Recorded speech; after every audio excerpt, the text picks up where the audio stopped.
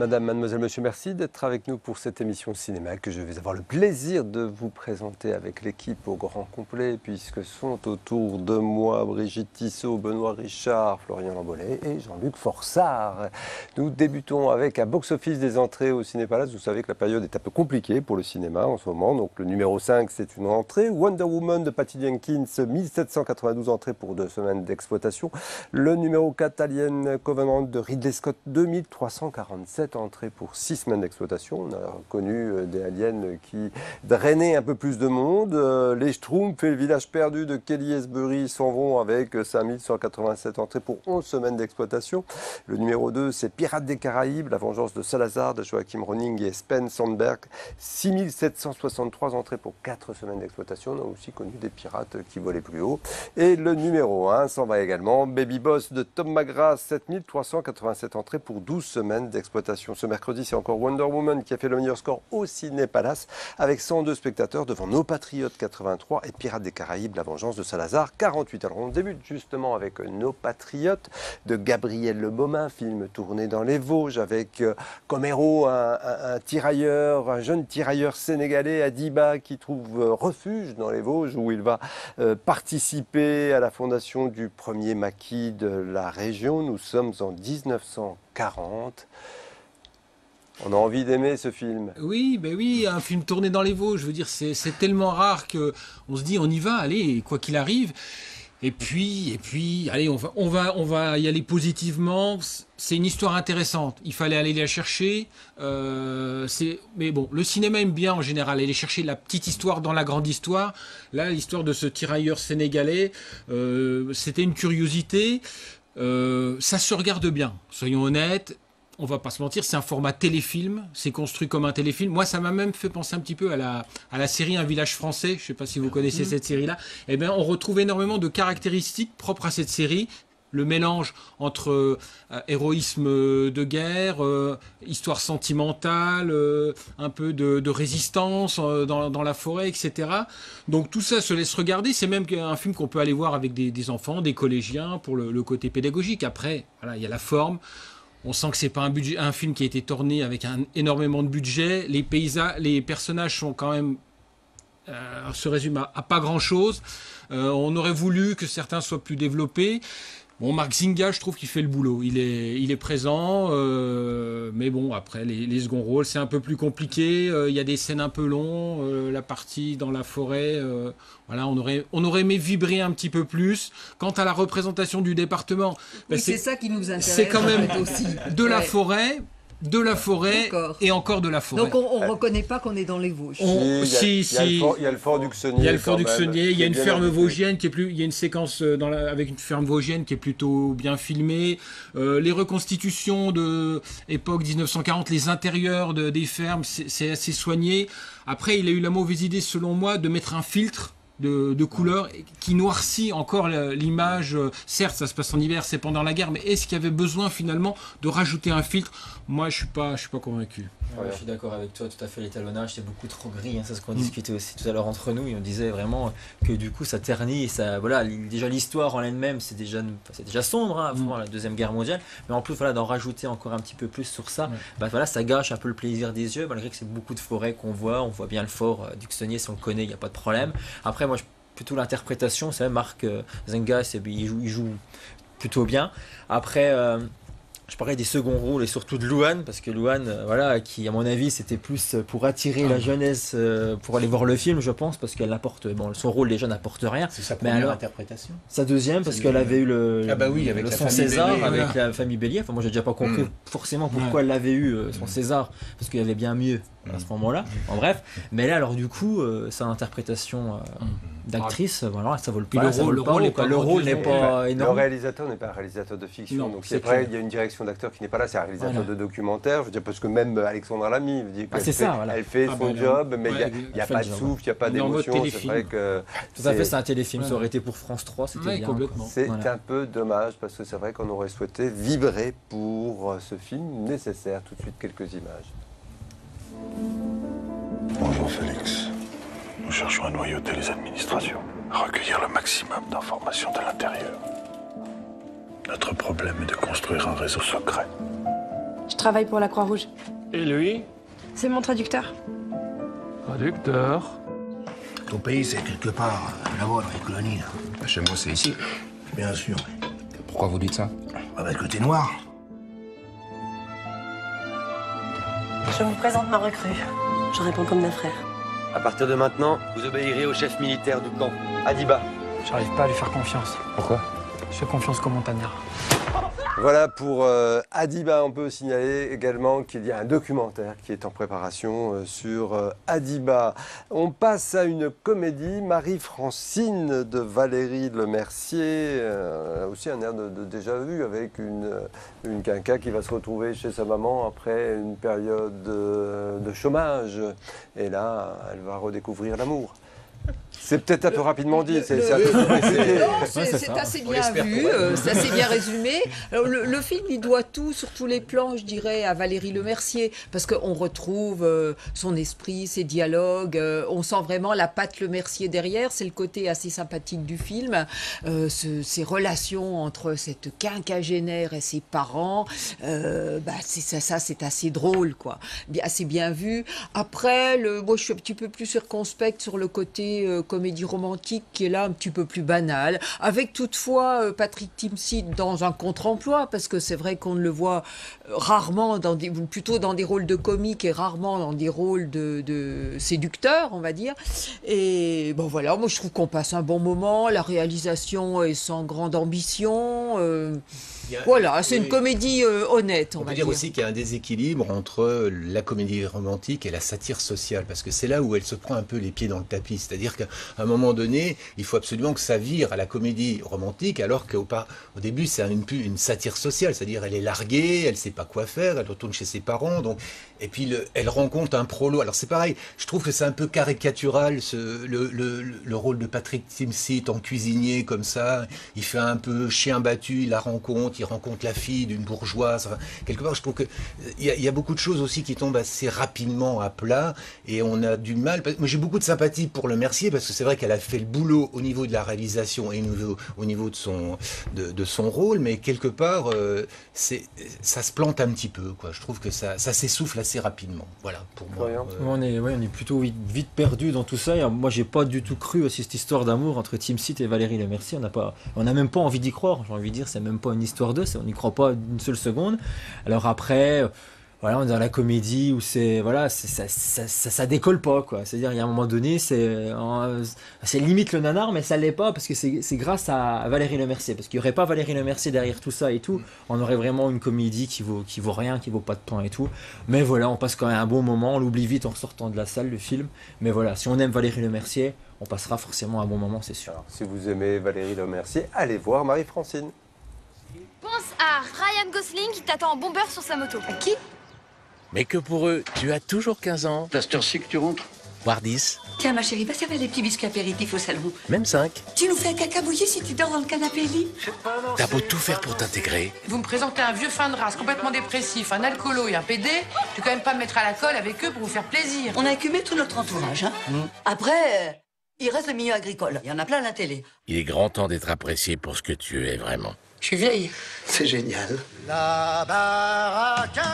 Allez, après Marie-Francine, nous partons du côté de Cannes avec un film qui était présenté, qui était en compétition à Cannes, Amant double de François Ozon, l'histoire d'une jeune femme fragile qui tombe amoureuse de son psychothérapeute, et quelques mois plus tard, ils s'installent ensemble. Mais bon, voilà, c'est peut-être pas le meilleur François Ozon. Ah ben, le meilleur, je sais pas. En tout cas, moi, j'ai été tout à fait séduite par ce film-là. J'ai trouvé... L'intrigue déjà m'a captivée, l'ambiance, il y a dans le scénario, il y a des choses qui nous surprennent jusqu'à la toute fin du film. Donc je trouve qu'il y a pas de retombée de l'intérêt du film. Une mise en scène très très élégante qui ajoute encore à la séduction de ce film. Et puis un Jérémy Régnier finalement qui a une palette d'acteurs acteur assez large quand on pense qu'il a été finalement convaincant en Claude François et que là, dans ce rôle de jumeau extrêmement inquiétant, il l'est tout à fait, alors que, ça c'est une petite parenthèse, mais on a l'impression que les hommes blonds sont forcément rassurants, gentils, etc. Bah là, j'avoue qu'il est très très inquiétant. Non, je dis pas que les bruns ne le sont pas. Mais voilà. Et là, mais c'est vrai que Jérémy Régnier, comme ça, l'acteur, on le voit, on l'imagine pas forcément immédiatement dans un rôle inquiétant comme celui-ci, où moi j'ai été captivée du début à la fin. J'ai trouvé ça belle réussite, mise en scène, scénario, interprétation. Là vraiment, donc, lequel t'a plus séduit alors des deux? Le gentil ou le méchant? Ah, mais il ne faut pas dévoiler le scénario. Alors, évidemment, ça fait penser, justement, puisqu'on sait quand même, tout le monde sait qu'il est question de jumeaux dans ce film. C'est vrai qu'on voit bien la référence au film de David Cronenberg avec Jeremy Irons qui s'appelait... Faux semblant. Faux semblant. Voilà, on y pense effectivement assez. Moi, vraiment séduite par La Bande-Double, complètement. Oui, il y a du Cronenberg, il y a aussi du De Palma, il y a du Dario Argento. Enfin, c'est vrai que ça amène énormément de références. C'est ce qui rend, à mon avis, le film assez ludique. Parce que c'est ludique. On est quand même dans un jeu. Alors, certes, un jeu un peu malsain, avec beaucoup de psychologie, beaucoup de choses qui posent question. Et je trouve que c'est ce qui fait que le film tient. Certes, l'élégance, il y a de l'élégance dans la mise en scène, comme l'a dit Brigitte. C'est très plaisant à regarder. Les acteurs sont bons. Et puis, on a quand même un dispositif technique qui permet de faire ça aussi. C'est le genre de film, on n'aurait pas pu le faire il y a 20 ou 30 ans. Quoi. Je veux dire, la technologie joue beaucoup là-dedans. Et donc, moi, ça m'a plu. Après, dire... Est-ce que c'est un bon Ozon? C'est un peu le Woody Allen français, il fait un film quasiment tous les ans, donc on a du mal à s'y retrouver. Mais des choses très très différentes. Oui, très différentes. Moi, c'est ça que j'aime aussi chez lui, c'est qu'on est surpris de film en film. Moi, j'ai trouvé le film plutôt agréable. Oui, c'est un bon François Ozon, je suis tout à fait d'accord avec vous, l'interprétation est vraiment parfaite, le jeu entre les deux, justement, avec Marine Vac et puis Jérémy Régnier, on y croit, et puis on a envie de savoir justement jusqu'à la fin où on nous mène. Moi, juste parler des scènes un peu plus érotiques, parce qu'on nous le vend quand même comme un thriller érotique, mais... Finalement, c'est vraiment l'érotisme du second plan et il n'y en a pas tant que ça. Voilà, ils le vendent comme ça, mais c'est pas... c'est de l'érotisme alors. Non, c'est pas... Il fallait pas y aller pour ça. C'est pas de l'érotisme. Ah bon? Il fallait pas y aller. Non, il fallait pas y aller pour ça. Mais il n'y en a pas beaucoup, mais quand elles sont faites, moi je trouve que c'est bien fait. Et c'est pas, on va pas, je trouve que ça va pas dans la vulgarité. On n'a pas dû voir le même film, mais ah ouais, moi ça va pas choquer. Ce qui m'a frappé aussi, c'est que Marine Vact, dont c'est à ma connaissance le deuxième rôle, non le troisième rôle au cinéma, elle a un rôle finalement assez proche de celui qu'elle avait dans Jeune et Jolie, puisqu'elle joue essentiellement sur le mystère et l'opacité de son personnage, comme dans Jeune et Jolie. C'est un film où à la fin on se pose encore plein de questions. Voilà, moi honnêtement j'ai pas tout compris quoi. Il y a des choses sur sa relation avec sa mère sans trop en dévoiler. Et la voisine. On s'interroge quand même beaucoup. La mère qui permet d'ailleurs de revoir l'actrice Jacqueline Bisset qu'on n'avait pas vue depuis une éternité. C'était la partenaire de Belmondo. Merci Monsieur Ozon de nous avoir permis de revoir Jacqueline Bisset. C'est vrai que c'était un grand moment. Non, je suis d'accord sur la virtuosité, je suis d'accord sur l'élégance. C'est vrai que François Ozon sait filmer, mais je veux dire que c'est froid, c'est détaché. J'ai pas vibré un instant pour la jeune Marine Vac. Je trouve que on se laisse. Enfin, il joue avec nous. Oui, c'est ça. Oui, mais enfin, moi, j'ai pas vibré non plus, mais j'ai trouvé un autre plaisir que des. Voilà. Je pense qu'on s'y retrouve à un moment ou à un autre. C'est dans le jeu. Moi, je suis pas les scènes sadomaso. Alors, je veux dire, oui, c'est un peu too much. Ouais, mais bon, ça dure pas longtemps. Ça dure pas longtemps. Ça aurait pu être beaucoup plus. Si vous voulez aller voir La Bande-Double, dépêchez-vous parce qu'il va bientôt quitter l'affiche, au moins Épinal. Après, il continuera peut-être sa tournée. Tout de suite, quelques images. Tu me caches des choses. Et j'ai vu que tu portais un autre nom de famille. Tu veux pas en parler? Si, c'est pas important. C'est pour ça que je t'en ai pas parlé. C'est tout. J'ai besoin de savoir maintenant. Pourquoi tu veux pas me présenter ta famille? Tu sais très bien que mes parents vivent aux États-Unis. Pourquoi tu me mens? Moi, je te mens pas, Chloé. Je t'ai vu en sortant du musée. Mais tu t'es trompé. C'était pas moi. C'était quelqu'un qui me ressemblait. Tu es un monstre. Allez, on va passer à quelque chose d'un peu plus simple. On va partir dans la Bourgogne. C'est toujours un moment de plaisir, de partage. Il y a question de vin, de fabrication du vin, avec Cédric Klapisch et Ce qui nous lie, un film sur une saga familiale. Oui, une saga familiale. Il change de registre après la saga Erasmus avec les poupées russes, l'auberge espagnole. Là, il revient plutôt dans l'héritage, dans les valeurs d'une famille finalement qui n'arrive pas à se comprendre et où un fils prodigue arrive et puis va comprendre un petit peu comment on fabrique le vin. Alors autour de tout ça, c'est vrai que c'est quand même Klapisch qui sait filmer sur toutes les saisons. Ce qui est intéressant, c'est vrai qu'il a tourné une année pour avoir... Et je trouve que l'essence de ce film-là, c'est surtout les décors, c'est l'extérieur, on respire effectivement. Alors, le petit défaut quand même, c'est qu'on a l'impression que c'est des bobos parisiens qui viennent faire un peu le vin dans la région. C'est-à-dire qu'on a aussi les petits clichés de l'agriculteur qui fait pas du bio et eux, ils font du bio. Puis ensuite, se greffe autour de tout ça, effectivement, une saga qui... on peut pas dire que c'est un grand film, mais c'est un film chaleureux, humain, où on comprend aussi par rapport à l'héritage, par rapport à la transmission. Ce qui est important, c'est ça finalement. Comment on transmet des valeurs par rapport... Et c'était ça le plus intéressant pour moi dans ce film-là. Moi, je te rejoins totalement sur ce film. Moi, j'ai passé un super bon moment, le dernier Klapisch. Ça fait oublier un peu, pas son dernier, parce que c'est les poupées russes, mais celui d'avant, encore Ma part du gâteau, avec Gilles Lelouch et Picarine Viard, où je trouvais pas que c'était du Klapisch. Et là, on le retrouve, et je trouve que lui sait raconter les histoires de famille, il sait amener tout ça, et dans ce décor en Bourgogne et tout, dans les vignes, où on passe les saisons avec eux et tout. Et j'ai trouvé vraiment ça vraiment superbe. Et en plus, on va aller jusqu'au bout pour savoir, ils vont vendre, ils vont pas vendre leur affaire. On s'attache au personnage et je pense que Klapisch, il sait vraiment diriger les comédiens, il n'y a rien à dire là-dessus. J'ai beaucoup aimé Ce qui nous lie. Ce qu'on peut dire aussi, c'est qu'au niveau du vin, c'est quasiment documentaire. C'est-à-dire qu'on est hyper documenté sur comment ce vin, ses saveurs, comment il est fabriqué, comment il vient. C'est vraiment la genèse, honnêtement. C'est très intéressant. Il y a une partie documentaire qui est hyper... C'est quand même elle qui choisit à un moment. Voilà, c'est ça. On y va, on n'y va pas, on commence la vendange, on la commence pas. Et c'est vrai qu'à quelques jours près, dire que le vin sera différent, dire la même chose sur la vinification, sur les mélanges des cépages, c'est vrai que c'est plutôt bien fait. Et tenu par une interprétation d'Anna Girardot, justement, qui est extrêmement pointue, qui est très très forte. C'est une femme qui a du caractère, comme un vin. Les trois frères sont un peu caricaturaux, avec celui qui rate, qui n'a pas de nez, qui a rien, qui a du mal à s'affirmer, qui a une belle famille qui est très présente. Il y a quand même aussi quelques défauts.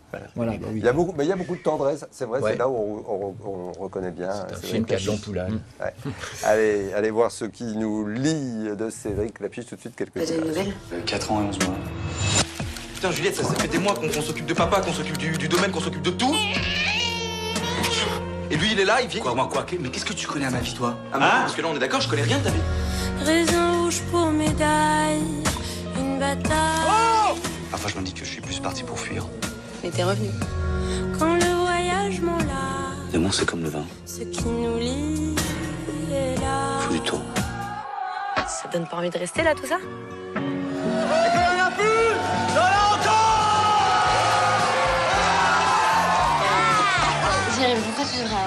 Allez, retour cette fois-ci du côté de Gérardmer avec un film qui avait fait un peu l'événement lors du dernier festival, The Gender Identity, d'André Ovretal. La police qui est dépêchée dans une maison en Virginie où toute une famille a été assassinée. Au sous-sol, on découvre le cadavre d'une jeune inconnue qui ne porte aucune trace de blessure. Et c'est là que le médecin légiste local et son fils vont pratiquer l'autopsie et ils vont aller de surprise en surprise comme les spectateurs. Alors, je ne sais pas qui y va.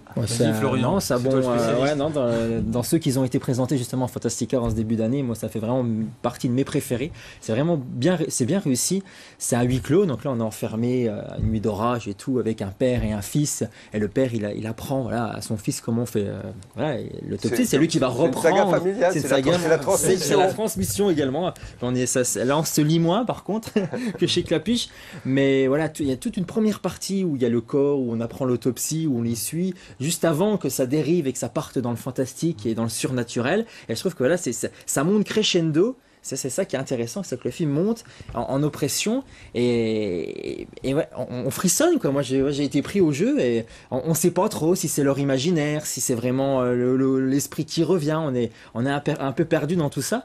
Et non, c'est efficace. Et moi je recommande fortement ceux qui aiment les sensations fortes d'aller voir ce film. Oui, un film qui est fait avec pas grand-chose finalement à tous égards parce que pas de stars, pas beaucoup de décors, on quitte jamais la morgue et la salle d'autopsie. Un scénario finalement, si on le résume, il peut se résumer en 2 lignes. Hein. Et puis c'est vrai que malgré tout, on est tenu du début à la fin. C'est une belle réussite de film de genre comme ça. Et c'est gore ou c'est pas? Non, c'est pas gore. Alors, voilà, mais c'est fondé parce que c'est vrai qu'on peut se dire tiens. Alors c'est une bonne question, Jean-Luc, parce que moi quand je vais voir ce genre de film, ce qui ne m'arrive pas très souvent, c'est un petit peu ma question préalable parce que moi je suis pas du tout pour le gore. Enfin, je veux dire, ça m'indispose plutôt. Mais là, je dirais non. Non, franchement pas. C'est vrai que derrière le terme film d'horreur, on met énormément de choses maintenant. Et là, on peut pas dire qu'il y ait de découpage à la... Enfin, il y en a un petit peu, mais c'est pas malaisant. On a l'impression de quelque chose de factice en fait au niveau de la vie. Non, il n'y a pas d'alien. Il n'y a pas d'alien. Donc du coup, on a au fond de soi l'impression que, c'est beaucoup moins horrifique que des émissions médicales à la télé, quoi. Où là, on nous montre des vraies opérations. Là, on a le décalage du cinéma quand même. Voilà, vous pourrez aller voir donc The Gentle Entity. Florian, alors c'est vrai qu'on parlait de Gérard May, on parlait de récompense. Alors il y en a certains qui, leur récompense, veut dire qu'ils sont prêts à les mettre aux enchères. Ah oui, c'est le réalisateur Abdelatif Kechiche qui a eu sa palme d'or là en 2012 pour le film La vie d'Adèle. Et du coup, il a un peu problème de budget là, en ce moment pour terminer son film, vu qu'il est un peu en différent avec France Télévisions qui le produit. Donc du coup, il va mettre en vente carrément, aux sur enchères. Le bon coin. Voilà, c'est ça, peut-être, je sais pas, ou sur eBay, mais voilà, aux enchères son prix, mais également des œuvres ou encore des accessoires qui ont servi à la réalisation du film La vie d'Adèle. Mais alors, la question, c'est de savoir est-ce qu'il a le droit de vendre la Palme d'Or, parce que c'est intéressant de savoir ça. Alors pour les Oscars, aux États-Unis, il y a une clause, c'est par contrat, ils n'ont pas le droit. Par contre, la Palme d'Or, il n'y a rien qui est marqué, selon Gilles Jacob. Juridique, comme on dit alors. C'est ça, donc Gilles Jacob, lui, il a répondu à ça, c'est l'ancien délégué général et président du Festival de Cannes. Et lui, il dit qu'il n'y a pas de problème, ça a déjà été fait avec Jane Fonda il y a 2 ans, parce qu'elle avait revendu son prix quand il y avait eu les inondations à Cannes, au profit justement des victimes, donc du coup, des sinistrés, parce qu'il n'y a pas eu de victimes, mais des sinistrés. Donc ça a déjà été fait, donc lui, il ne voit pas d'inconvénient, c'est pour nous refaire un autre film qui sera peut-être à Cannes l'année prochaine et qui remportera une autre. On va voir des palmes volées pour faire des films. Voilà. Alors, est-ce que Claude Lelouch aura la palme pour son prochain film? Non, vu ce qu'il nous a fait dernièrement, peut-être son prochain, on ne sait pas, mais là c'est son 41e long métrage qu'il prépare.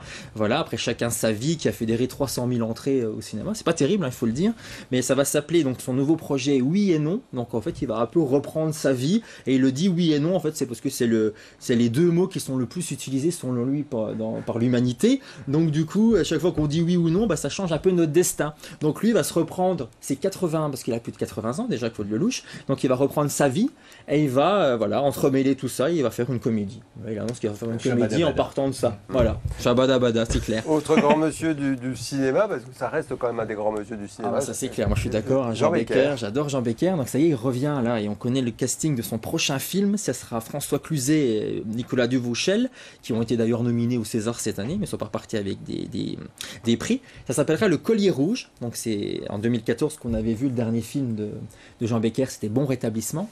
Ah oui, c'est vrai. Et c'était plutôt pas mal, c'était pas son meilleur film, mais c'était plutôt pas mal. Donc là, c'est adapté du roman de Jean-Christophe Ruffin, c'était Le Collier Rouge. Donc c'est lui qui va coécrire avec Jean Becker le scénario du film. Ils sont actuellement en tournage, et le film, si tout va bien, devrait sortir à la fin de l'année. Voilà. Et puis alors des nouvelles de Mary Poppins. Oui, encore, parce que je vous en parle. Parce que c'est un feuilleton, c'est une saga. C'est une saga, mais oui, parce qu'Akul est là, Akul n'est pas là. On parle de Julie Andrews, qu'on devait revoir en caméo très rapidement dans le film. Et finalement, elle a préféré décliner l'offre parce qu'elle voulait pas justement parce que c'est Emily Blunt. Elle a volé, c'est ça. Peut-être aussi, ou elle a perdu son parapluie, je sais pas. Mais c'est Emily Blunt qui reprend le rôle dans Mary Poppins Return, qui devrait sortir dans les salles fin d'année prochaine. Et elle disait, pas l'intérêt de mettre 2 Mary Poppins, les gens vont pas s'identifier. Elle préférait voilà, laisser briller Emily Blunt tout seul, et puis pour qu'elle arrive, et puis qu'on essaye de dire, ah bah tiens, voilà l'autre Mary Poppins.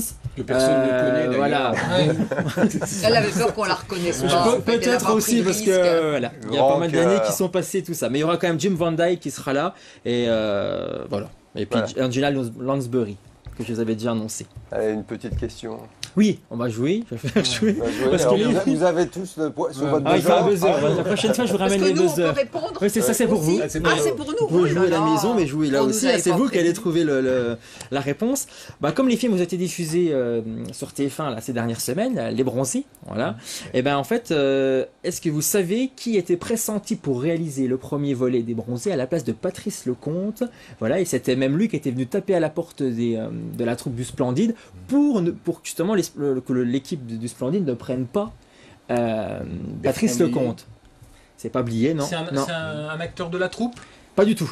Non, mais ça a des amis, c'est à peu près dans le même. Voilà, c'est un même esprit. C'est pas un réalisateur. Il a réalisé, mais c'est pas un réalisateur à la base. Alors, s'il le faisait. Il est décédé? Il est décédé, ouais. Ah, il est décédé? Ouais, il est décédé. Ouais. Ah, c'est pas ça. Ouais. Et pour vous aider, pour un peu. Non.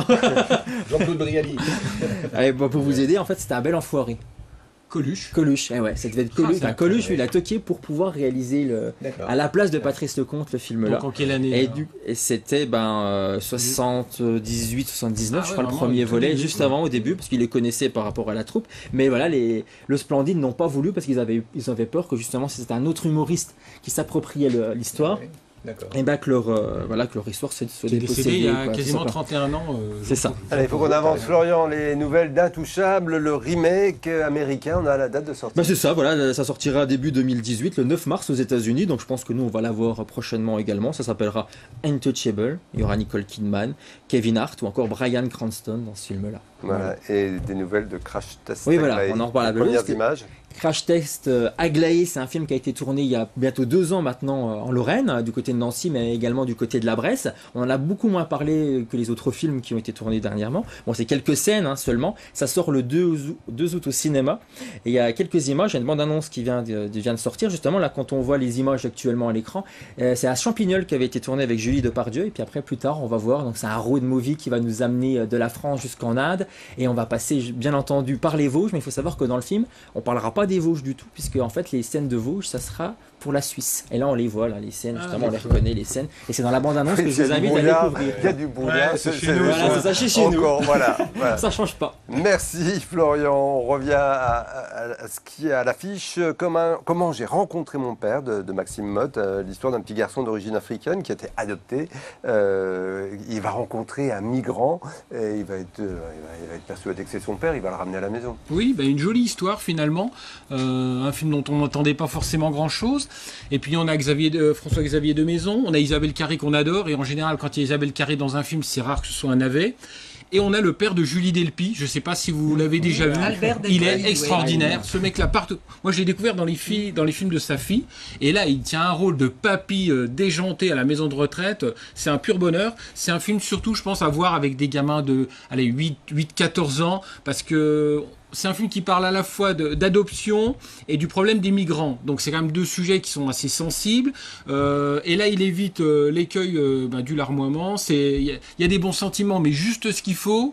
C'est une bonne petite surprise. Si vous avez des gamins, amenez-les voir ce film, c'est très sympa. Voilà, donc allez voir comment j'ai rencontré mon père. Alors est-ce qu'il faut aller voir La Momie d'Alex Kurtzman, film fantastique et d'aventure avec Tom Cruise, Russell Crowe, Annabelle Wallis, et où on apprend qu'il ne faut jamais réveiller une princesse qui a été endormie malgré elle, parce que ça fait des dégâts. Moi, ils avaient fait la laisser s'endormir et la laisser dormir un peu plus, parce que c'est plutôt. Moi, je suis déçu par rapport au film-là.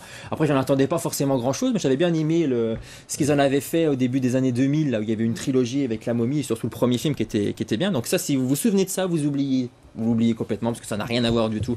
Voilà, Tom Cruise est de retour, il a un peu trop son personnage de Mission Impossible collé à la peau, parce que dès qu'il arrive, dans le sentiment que c'est un Mission Impossible qui commence, et ensuite hop, il chausse les bottes d'Indiana Jones, on comprend pas, puis ça y est, il devient ce surhumain et tout. Mais le problème du film, c'est que ça mélange tous les genres. On a même le Dr Jekyll et Mr Hyde qui apparaissent à un moment, on dit qu'est-ce qu'il fait là, je me suis trompé de film, et en fait on apprend, c'est parce que c'est Universal qui est en train de lancer une franchise, un peu comme Marvel avec Disney actuellement, et ils vont essayer de relancer plein de films comme ça, dont La Momie Mommy qui reprend l'idée de base du film qui était sorti dans les années 30.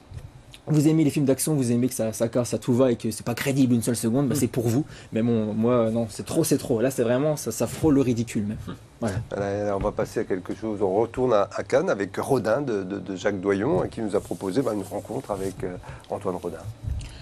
Rodin m'a laissé de marbre, hein. C'est un peu facile, mais... J'ai travaillé ça, je pense, un petit peu. Hein. Mais il fallait le faire. Oui, voilà. Alors, bon, comme vous tous, j'imagine, j'ai beaucoup vu Vincent Lindon sur les plateaux de télé, et j'avais l'impression que l'investissement qu'il avait mis dans ce film était énorme, etc. Et tout ça, pour aboutir à un film empesé, ennuyeux, dans lequel seul Isia Higelin met un peu de vie dans une approche de Camille Claudel qui est très différente du personnage joué par Isabelle Adjani dans le film de Bruno Nuiten, Camille Claudel. Là, on a une Camille Claudel qui est plutôt joyeuse, un peu qui met un petit peu de vie dans ce film qui en manque singulièrement. Alors vraiment, je trouve qu'il n'y a rien à sauver dans ce film-là, ou pas grand-chose. En outre, d'ailleurs, alors je précise que quand je l'ai vu au Palace, il était en version sous-titrée en français. Ce qui était un petit peu gênant, parce qu'on a tendance à lire les sous-titres, même si on comprend les dialogues, mais c'est à la suite du fait que des spectateurs se sont plaints qu'on ne comprenait rien. Et du coup, le cinéma a demandé une autre copie qui a été envoyée sous-titrée. Parce que... oui, alors surtout Vincent Lindon, apparemment, marmonne un petit peu, et donc, du coup, ça n'est pas facilement audible. Donc, ça n'est pas un film facile, je trouve dommage, parce que... Non, mais il y avait peut-être des explications, parce que tu as arrêté de lire les sous-titres, et voilà. Et donc, voilà, c'est un film empesé, ennuyeux, voilà. Mais moi, je vous incite plutôt à aller voir le musée Rodin à Paris, qui en plus a été rénové l'année dernière, qui est un très bel endroit. Les œuvres sont magnifiques, le site est très beau, le jardin est très beau. Donc, allez voir le musée Rodin, mais n'allez pas voir le film. Voilà, de toute façon, le film va quitter l'affiche assez rapidement. Alors, qu'est-ce qui nous attend dans les sorties de cette semaine ? Il y a Baywatch, Alerte à Malibu de Seth Gordon. Alors, c'est une parodie. Hein. Non, c'est une parodie kitsch de la célèbre série des années 90. Donc, il ne faut pas... Voilà, non, elle n'y sera pas. Pamela n'y sera pas. Il ne faudra pas la chercher. Mais il y aura quand même des clones de Pamela en ralenti. Quand même, mais nous sommes dans une parodie. Il y aura également Les Ex 2 et avec Maurice Barthélémy. Alors, un film sur toutes les ex, quand on rencontre son ex, quand on rencontre l'amour. Enfin, voilà, c'est Love Actually, c'est ça, la française. C'est comme ça que ça nous est présenté. Le film qu'il faudra peut-être voir, c'est Le Grand Méchant Bernard et autres contes. Le Grand Méchant Renard. Parce que Bernard Renard déchiffre des lettres. Bertrand Renard. Le Grand Méchant Renard et autres contes de Benjamin Renner et Patrick Imbert, qui adapte une bande dessinée voilà, qui avait été récompensée à Angoulême. Bad Buzz de Stéphane Kazandjian, c'est... Voilà, c'est Jacques et Quentin. Ça y est, passe au cinéma. Voilà, qui passe au cinéma et qui ont fait un mauvais buzz et il faudra qu'ils rattrapent les choses. Enfin, c'est un peu compliqué. Et pour Brigitte qui aime se faire des frayeurs, donc Le Manoir de Tony Datis, un film d'épouvante et d'horreur français. Pourquoi pas voilà, pourquoi pas. Il y a également 3 avant-premières qui sont prévues au Cinépalace. Transformers The Last Night le 23 juin à 21h45. Baby Driver le 26 juin à 20h45. Les Hommes du Feu le mardi 27 juin à 20h45. Et vous savez tous que du 25 au 28 juin, c'est la fête du cinéma avec toutes les séances à 4 €. Alors profitez-en. Bon cinéma et on se retrouve dans 15 jours. Merci, c'est bon pour moi. Michel ? Quand on veut. Comment ça, quand on veut ? Je suis à filmer là ? Ah non, je suis pas filmé. Elle m'a dit d'aller siffler là-haut sur la colline, de l'attendre avec un petit bouquet d'églantines. J'ai cueilli des fleurs, j'ai sifflé tant que j'ai pu. J'ai attendu, elle n'est jamais venue. Zai, zai, zai, zai, zai, zai, zai, zai.